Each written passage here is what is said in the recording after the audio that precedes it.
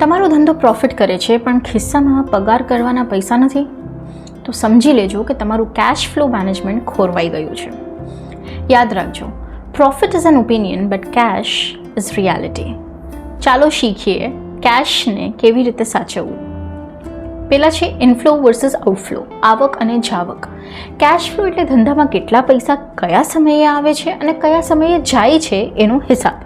માત્ર ઓર્ડર મળવો પૂરતું નથી, એ પૈસા બેંકમાં ક્યારે જમા થશે એ પણ મહત્ત્વનું છે.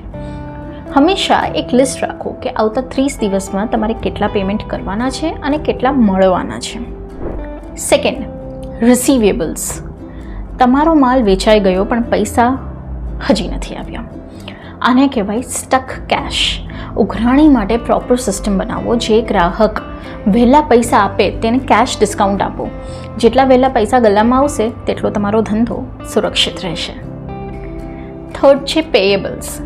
તમારે જેમને પૈસા આપવાના છે તેમની સાથે લાંબો ક્રેડિટ પીરિયડ સેટ કરો.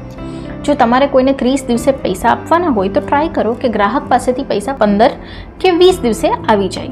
આ જે ગેપ છે એ જ તમારા ધંધાને લિક્વિડિટી પૂરી પાડશે. ફોર્થ છે ઇમરજન્સી બફર.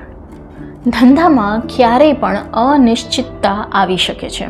તમારી પાસે હંમેશા 3 થી 6 મહિનાનું ફિક્સ ખર્ચ જેટલી રોકડ અલગ હોવી જોઈએ. આ ફંડ તમને મંદીના સમયમાં વ્યાજે પૈસા લેવાથી બચાવશે. નફો પેપર પર સારો લાગે છે પણ ધંધો તો કેશથી જ ચાલે છે.